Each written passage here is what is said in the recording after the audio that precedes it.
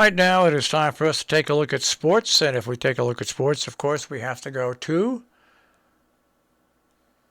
the wild card. And yesterday, the local clubs involved, the Red Sox down the Orioles 6-0. The Yankees lost to the Blue Jays 6-5.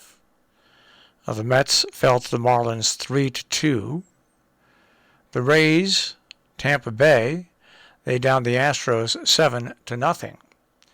So when you sit here and you take a look at what the standings are for the wild card in the American League, the Yankees have a game lead over Boston. Boston has a half-game lead over Seattle and a one-game lead over Toronto. So there's 4 clubs battling for 2 positions in the American League.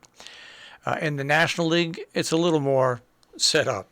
I think you can pretty much determine that the Dodgers are 14 games ahead of St. Louis in the first place for a wild card, and St. Louis is 6.5 games ahead of Cincinnati. So I think we definitely have St. Louis in, and the Dodgers basically are only 2 games behind San Francisco. So mathematically, it's possible for the Dodgers to catch San Francisco, and San Francisco will be the wild card. But it's all locked up in the National League.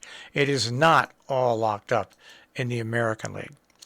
Pretty interesting story that was published yesterday by ESPN. Patriots owner Robert Kraft, are you ready for this? Called Bill Belichick the biggest bleep in my life. The ups and downs of the dynasty from 2001-2019. 6 Super Bowls, well, winning that appears to be a thing of the past. Without Tom Brady, the relationship between Patriots owner Robert Kraft and the head coach is not in a good place.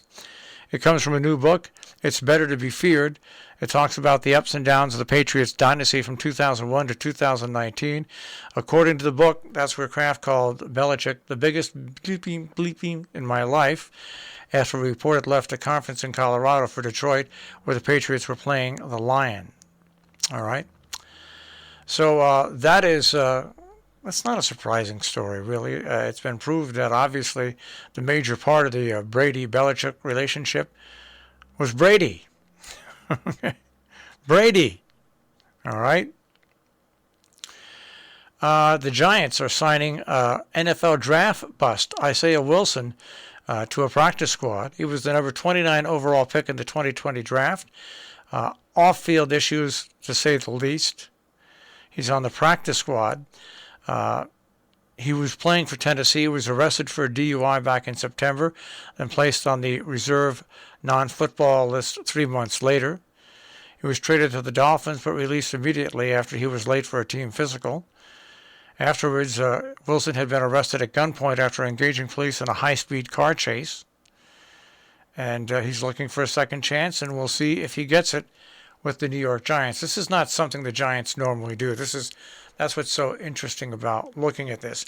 The Giants normally will not take players that are problem players. You saw how they finally got rid of Odell Beckham.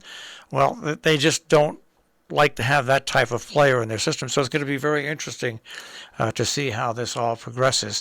This is a totally different move that the New York Giants make. All right, it is Thursday, and if it's Thursday night, what does that mean? It means it's time for Thursday night football. And the game that's being played tonight, the Jacksonville Jaguars will be up against the Cincinnati Bengals. And when you look at this game, it looks like it should be fairly close, but I think Cincinnati has the better defense. I think they're very close on everything else. Jacksonville is going up against the Cincinnati Bengals. Jacksonville is 0-3, and the Bengals are 2-1. So that is for your Thursday night game tonight in the NFL. And that happens to be a look at sports this morning here on Robin Hood Radio.